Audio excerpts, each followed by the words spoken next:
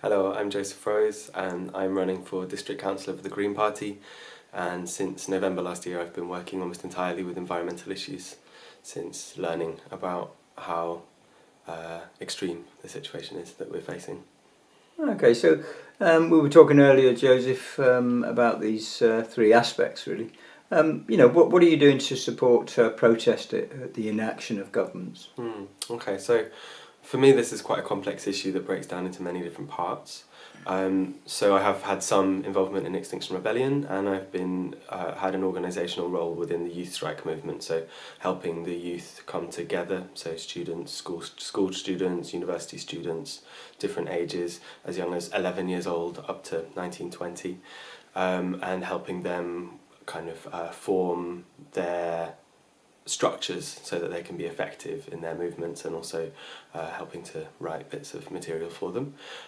For me, I think the interesting part with this comes down to, and this is where it interacts with my work, is that I think that one of the key pitfalls that can happen within this environmental movement is to create a kind of polarisation. Mm-hmm. So to come into an us and them scenario. Mm-hmm. So the idea of protesting against a government, for me, I think already is entering into a kind of danger area, Mm-hmm. where it's very easy for us to put off our responsibility onto someone else, to say that politicians are responsible for this or for that, or the inaction of politicians is what's causing this problem, and then it's a very easy way of saying I'm not responsible for something that's actually endemic and systemic, and actually there's no simple cause for climate change. It's an incredibly complex area. So when I hear about protesting against governments, what I'm always wanting to hear is more about, or what I'm always wanting to see from people's actions is, it's about educating, and it's about awakening, and it's about supporting, and it's about working together.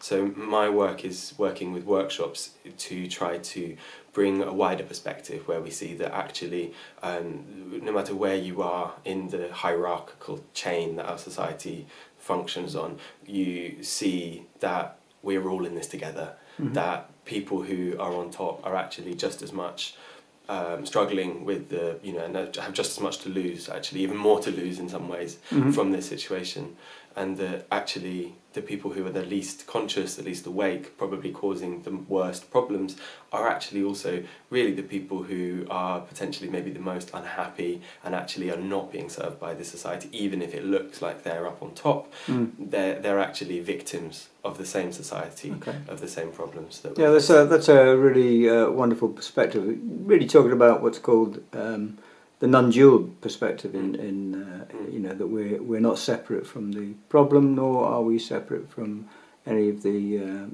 protagonists in the whole thing. Yeah, that's wonderful. So the second part was really talking about what kind of a society, a culture, a community you see developing, and of course as a Green Party member and politician, I'm sure you have some very interesting things to say about that. Yeah, so what do I see developing? I see that we're at quite an extraordinary time. I spoke already about widening a perspective, and for me, in my relation to this work, I really see that the wider the perspective can be, the more of a wholesome approach that we can take to this situation. Mm-hmm. And so I really mean by going all the way back to the Big Bang, like when we see the course that evolution has taken, mm-hmm. then we see that throughout the history of life, throughout the history of the universe, there have been time after time and again these sort of so-called catastrophes, mm-hmm. that have every time led to the next step of evolution. Mm-hmm. And if there's anything that we can see about evolution, is its extraordinary creativity and mm-hmm. unpredictability. Mm-hmm. So by widening the perspective to include that, then we see that actually what's happening right now is not a new thing. The climate and the kind of big threats to life on Earth have actually been an integral part of the diversity that we find now on life on Earth.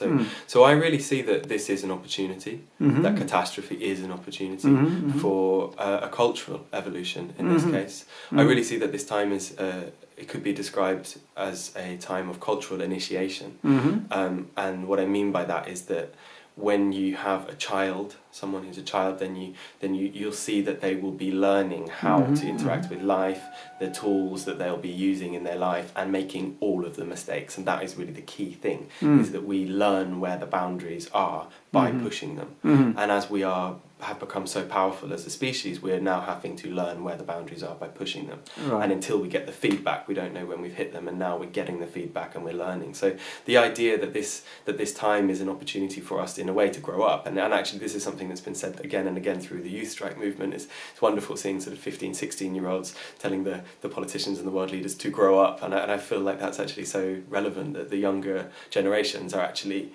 in some ways further down the line than the older generations, who are more hooked into this sort of way of being, which in a way is childish, it's irresponsible. So what I would love to see emerging, and I do see emerging actually when I look for it, is a new story, a new way of being, a way of responsibly using resources, a way of actually seeing that we need to look after this planet Earth. We've only got one of them.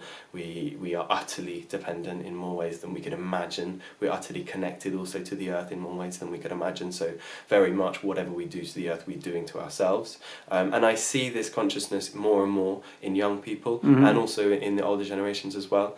I speak about climate change to adults, and it always gets very complicated. Carbon sequestration, denialism, alarmism, all of this stuff. You speak to the kids, it's simple.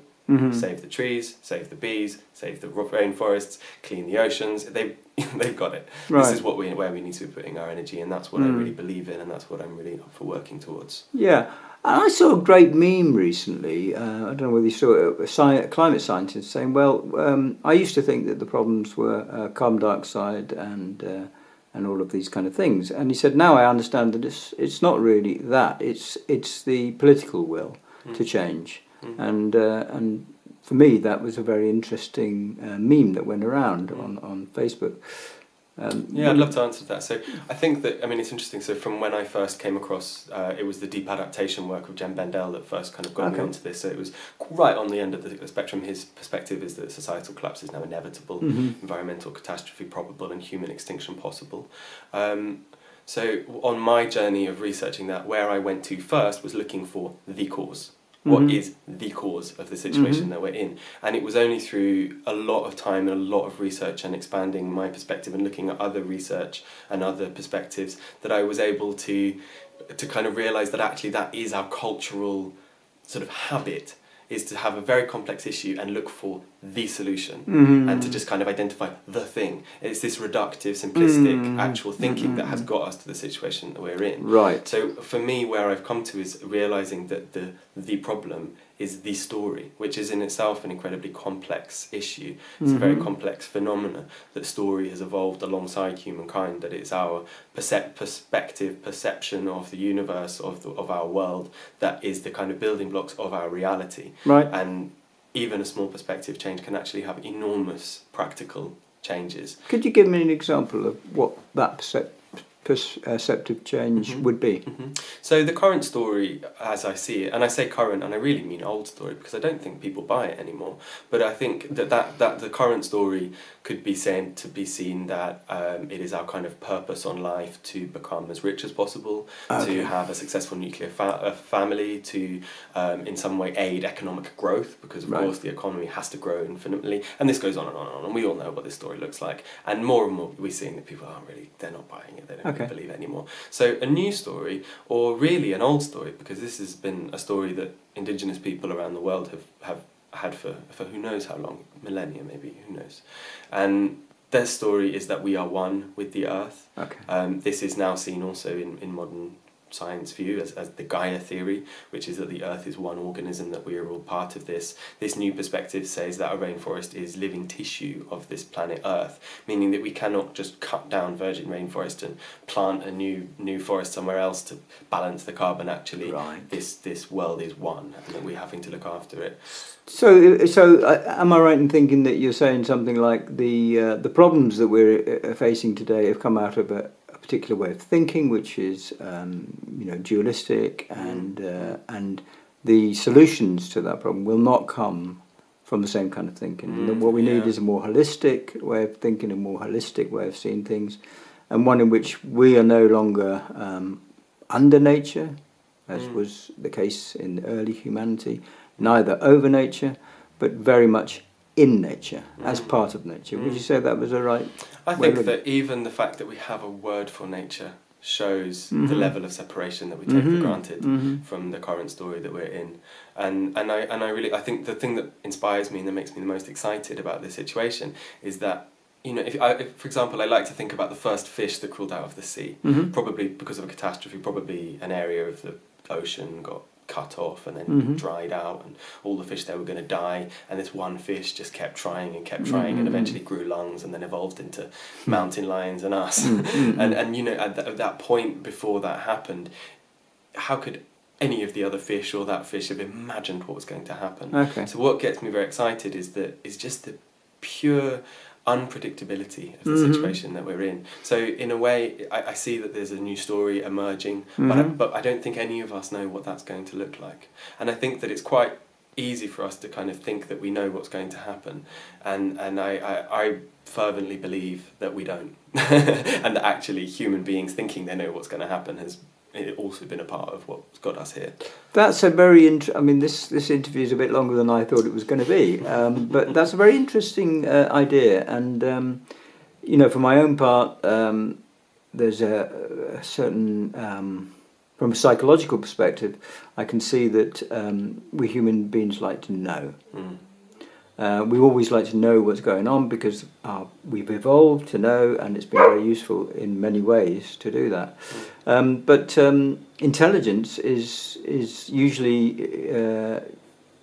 goes along with being comfortable with uncertainty and insecurity. Because when you're comfortable with the insecurity and uncertainty, you're not lashing out or reaching out for solutions that may not actually do the job. So by being relaxed into uncertainty, that's the best way that we can avoid huge mistakes. And I see that, you know, these days, in these days of uncertainty and insecurity, there is a tendency for people to just latch onto almost anything rather than just relax into that uncertainty. What would you say to that?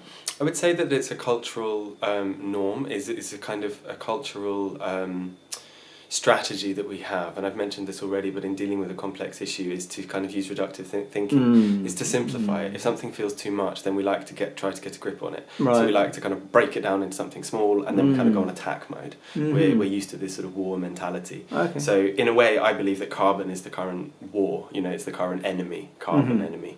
I think that people, I think it's a lot more scary for people to be in a place of unknowing. So even latching on to the idea that the world is coming to an end in a way is less scary than actually just not knowing. And I think that in a way, for me, this links into the journey that I see we're on, which is a journey towards becoming more conscious beings on this planet. And I think that when you're truly conscious, when you're truly present, when you're truly in yourself, then you become more and more aware of the fact that you don't know what's going to happen tomorrow, that it's actually the kind of mindsets, the stories that we have that lead us to kind of feel secure in what's going to happen tomorrow, whether that story is a political story or a story of having a king in another place or whatever, like these kind of frameworks that we put on our lives. But actually, the more that we become kind of connected to the present moment, the more that becomes unnecessary, and then we realise actually no matter what comes tomorrow, the important thing is what's happening right now. Right.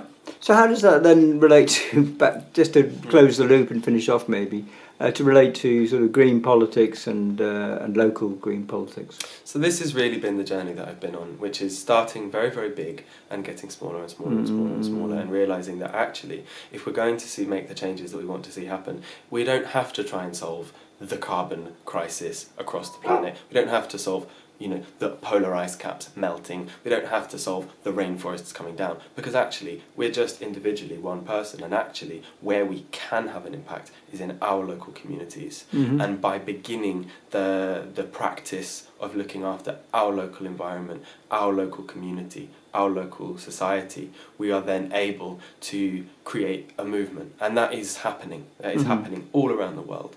As a result of deforestation, people are planting trees all over the world, and I find that so inspiring. So I really believe that if we want to have the biggest impact that we can have, it is locally.